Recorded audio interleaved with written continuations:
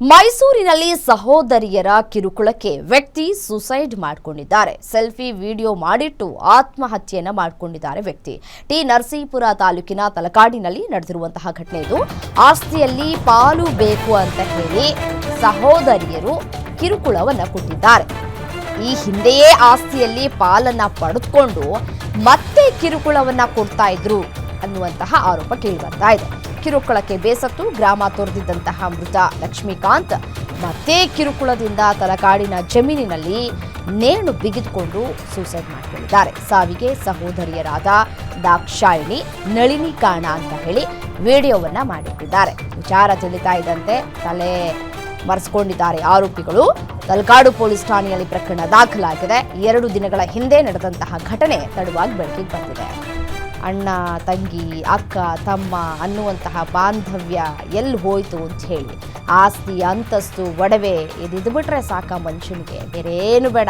ಸಂಬಂಧಗಳಿಗೆ ಬೆಲೆನೇ ಇಲ್ಲ. ಅಣ್ಣ, ಅಕ್ಕ, ತಂಗಿ ಅನ್ನೋದು ಯಾಕಾಯಿತು? ಏನೇ ಸಮಸ್ಯೆಗಳಿದ್ರು ಅದನ್ನು ಕೂತು ಬಗೆಹರಿಸ್ಕೊಳ್ಬಹುದಾಗಿತ್ತು. ನ್ಯಾಯಾಧೀಶರಲ್ಲಿ ನನ್ನ ಮನವಿ, ನನಗೆ ಸರಿಯಾದ, ನಾನು ಅಷ್ಟು ವಿದ್ಯಾವಂತನಲ್ಲ, ಬುದ್ಧಿವಂತನೂ ಅಲ್ಲ, ಕಾನೂನು ಸರಿವು ನನಗೆ ಅರಿವಿಲ್ಲ. ನನ್ನ ಸಹಾಯಗಳಿಗೆ ನಾನು ನಿಮ್ಮಲ್ಲಿ ಮನವಿ ಮಾಡಿಕೊಳ್ಳೋದೇನೆಂದರೆ, ಸ್ವಾಮಿ, ನನಗೆ ದಾಸೇಗೌಡ, ನಾರಾಯಣಗೌಡ, ನನ್ನ ತಂಗಿರಾಜೇಂದ್ರ, ನಳಿನಿ, ದ್ರಾಕ್ಷಿಣಿ ಇವರಿಂದ ಮಾನಸಿಕವಾಗಿ ನೊಂದು ಬೆಂದು ಸಾಕಾಗಿದೆ ಸ್ವಾಮಿ. ಅವರು ಒಬ್ಬ ಮನುಷ್ಯನಿಗೆ ಯಾವ್ಯಾವ ರೀತಿ ಹಿಂಸೆ ಕೊಡ್ಬೋದು ಆ ರೀತಿ ಎಲ್ಲ ಥರದ ಹಿಂಸೆನೇ ಕೊಟ್ಟು ನನ್ನ ಸಾವಿಗೆ ಅವರೇ ಕಾರಣ ಸ್ವಾಮಿ. ನಾನು ಹಿಂದೆ 2 ಸಾರಿ ಪ್ರಯತ್ನ ಪಟ್ಟಿದ್ದೆ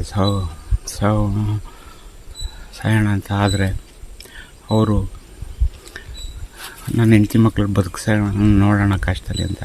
ಆದರೂ ಅವ್ರ ಹಿಂಸೆ ತಾಳಲಾರದೆ ನಾನೀಗ ಆತ್ಮಹತ್ಯೆ ಮಾಡ್ಕೊತಾ ಇದ್ದೀನಿ ಸ್ವಾಮಿ. ನನ್ನ ಸಾವಿಗೆ ದಾಸೇಗೌಡ, ನಾರಾಯಣಗೌಡ, ದ್ರಾಕ್ಷಿಣಿ, ನಳಿನಿ ಇವರೇ ಕಾರಣ ಸ್ವಾಮಿ, ಇನ್ಯಾರೂ ಅಲ್ಲ. ಮೊದಲೇ 2 ಸಾರಿ ಹಂಗೋ ಜೀವನ ಮಾಡೋಣ, ಹೆಂಡತಿ ಮಕ್ಕಳು ವಿಚಾರ ಅಂತ ಅಂದ್ಕೊಂಡಿದ್ದೆ ಸ್ವಾಮಿ. ಆದರೆ ಆಗಲಿಲ್ಲ. ಅವ್ರು ಬತ್ತಾ ತೀವ್ರತೆ ಜಾಸ್ತಿ ಆಯಿತು. ಅವ್ರ ಹಿಂಸೆ ನಾವು ಒಬ್ಬ ಮನುಷ್ಯನ ಯಾವ ರೀತಿ ಹಿಂಸೆ ಕೊಡ್ಬೋದು, ಬೆನ್ನಿಂದೆ ನಿಂತ್ಕೊಂಡು ಯಾವ್ಯಾವ ರೀತಿ ತೊಂದರೆ ಕೊಡ್ಬೋದು ಒಬ್ಬೊಬ್ಬ ಮನುಷ್ಯನಿಗೆ ಅಂತ ಎಲ್ಲ ರೀತಿಯಲ್ಲೂ ಅವರು ಇದು ಮಾಡ್ಕೊಂಡು ನೋವು ಕೊಟ್ಟರು ಸ್ವಾಮಿ. ಆ ನೋವನ್ನು ತಡೆಯೋಕ್ಕಾಗ್ತಾ ಇಲ್ಲ. ನಾನು ಸುಮಾರು ದಿವಸದಿಂದ ಆ ನೋವನ್ನೆಲ್ಲ ತಡ್ಕೊಂಡು ನನಗೆ ಎಲ್ಲ ರೀತಿಯಲ್ಲೂ ತೊಂದರೆ ಕೊಡ್ತಾಯಿದ್ದಾರೆ ಸ್ವಾಮಿ. ಅವರಂತೂ ತೊಂದರೆ ಕೊಡದೆ ನನ್ನ ಬದುಕೋಕ್ಕೆ ಬಿಡಲ್ಲ ಅನ್ನೋ ಮಟ್ಟದಲ್ಲಿದ್ದಾರೆ ಸ್ವಾಮಿ. ಅವರು ಭಾಳ ಪ್ರಭಾವಿಗಳು, ಹಣವಂತರು, ಎಲ್ಲ ಥರದಲ್ಲೂ ಜೋರಾಗಿದ್ದಾರೆ ಸ್ವಾಮಿ. ನಾನು ಎಲ್ಲ ಥರದಲ್ಲೂ ವೀಕು. ನನ್ನಲ್ಲಿ ಹಣಬಲನೂ ಇಲ್ಲ, ಜನಬಲನೂ ಇಲ್ಲ. ಅವರು ಎಲ್ಲ ಥರದಲ್ಲೂ ದುರ್ಬಲ. ಅವರು ಪ್ರಭಾವಿಗಳು. ಆ ಪ್ರಭಾವಿಗಳ ಮುಂದೆ ನಾನು ಏನೂ ಮಾಡೋಕ್ಕಾಗಲ್ಲ ಸ್ವಾಮಿ. ಆದ್ದರಿಂದ ಅವ್ರಿಗೆ ಸರಿಯಾದ ಶಿಕ್ಷೆ ನೀಡ್ತೀರಿ ಅಂತ ನಾನು ನಿಮ್ಮಲ್ಲಿ ಮನವಿ ಮಾಡ್ಕೊತಾ ಇದ್ದೀನಿ ಸ್ವಾಮಿ. ನನಗೆ ಸ್ವಾಮಿ ನ್ಯಾಯಾಧೀಶರಲ್ಲಿ ನನ್ನ ಮನವಿ, ನನಗೆ ಸರಿಯಾದ ಇದೇ ವಿಚಾರಕ್ಕೆ ಸಂಬಂಧಪಟ್ಟಂತೆ ಮತ್ತಷ್ಟು ಡೀಟೇಲ್ಸ್ ಕೊಡ್ತಾ ಹೋಗ್ತಾರೆ ನಮ್ಮ ಪ್ರತಿನಿಧಿ ಸುರೇಶ್ ದೂರವಾಣಿ ಸಂಪರ್ಕದಲ್ಲಿದ್ದಾರೆ. ಸುರೇಶ್, ನೋಡಿ, ಅಣ್ಣ, ತಂಗಿ, ಅಕ್ಕ, ತಮ್ಮ ಅನ್ನುವಂತಹ ಬಾಂಧವ್ಯ ಈಗ ಈ ಆಸ್ತಿ ಮುಂದೆ ಅದೇನೇನೂ ಅಲ್ಲ, ತೃಣಕ್ಕೆ ಸಮಾನ ಅನ್ನುವಂತಹ ಮಟ್ಟಕ್ಕೆ ಬಂದು ತಲುಪಿಬಿಟ್ಟಿದೆ ಸಮಾಜ. ಸೊ ಏನಾಯಿತು ಈ ಒಂದು ಘಟನೆ ಬಗ್ಗೆ ವಿವರಣೆಯನ್ನು ಕೊಡ್ತಾ ಹೋಗೋದಾದ್ರೆ? ಏನು ಸೆಲ್ಫಿ ವಿಡಿಯೋ ಮಾಡಿ ವ್ಯಕ್ತಿಯೊಬ್ಬ ಸಾವನ್ನಪ್ಪಿರುವಂತಹ ಪ್ರಕರಣಕ್ಕೆ ಸಂಬಂಧಪಟ್ಟಂತೆ ಆತನ ಸಹೋದರಿಯರು ಮತ್ತೆ ಭಾವಂದಿರ ವಿರುದ್ಧ ಪ್ರಕರಣ ದಾಖಲಾಗಿದೆ.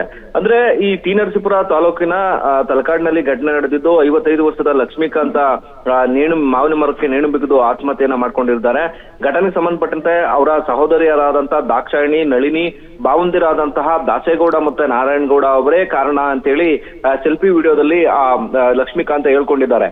ಈ ಲಕ್ಷ್ಮೀಕಾಂತ ಅವರ ತಂದೆಗೆ ಸಂಬಂಧಪಟ್ಟಂತಹ ಆಸ್ತಿಯಲ್ಲಿ ಏನು ಸಹೋದರಿಯರಾದಂತಹ ದಾಕ್ಷಾಯಿಣಿ ಮತ್ತೆ ನಳಿನಿ ಇಬ್ರು ಪಾಲನ್ನ ಕೇಳ್ತಾ ಇದ್ರು. ಇದಕ್ಕೂ ಮೊದಲು ಅದೇ ಅವರಿಗೆ ಹೋಗ್ಬೇಕಾದಂತಹ ಪಾಲನ್ನ ಈಗಾಗ್ಲೇ ಲಕ್ಷ್ಮೀಕಾಂತ್ ಅವರು ನೀಡಿದ್ರು. ಅದಾದ ಬಳಿಕವೂ ಕೂಡ ಸುಖ ಸುಮ್ಮನೆ ಕಿರುಕುಳನ್ನು ಕೊಡ್ತಾ ಇದ್ರು ಅಂತೇಳಿ ಈ ಮೈಸೂರಿನ ಪ್ರಕೃತಿ ಬಡಾವಣೆಗೆ ಸ್ಥಳಾಂತರ ಆದ್ರೂ ಕೂಡ ಕಳೆದ 1 ವಾರದ ಹಿಂದೆ ಈ ಕುಟುಂಬಸ್ಥರ ನಡುವೆ ಏನ್ ನಡುಬೀದಿಯಲ್ಲಿ ಜಗಳ ಆಗಿರುತ್ತೆ. ಇದರಿಂದ ಮನನೊಂದು ವಾಪಸ್ ಮೈಸೂರಿಗೆ ತೆರಳಿದ್ರು ಕೂಡ ಮೈಸೂರಿನ ಬಾಡಿಗೆ ಮನೆಯಲ್ಲಿ ವಾಸವಾಗಿದ್ರು ಕೂಡ ಅವರ ಸಹೋದರಿಯರು ಮತ್ತೆ ಭಾವಂದಿರ ಕಿರುಕುಳ ನಿಲ್ಲೋದಿಲ್ಲ.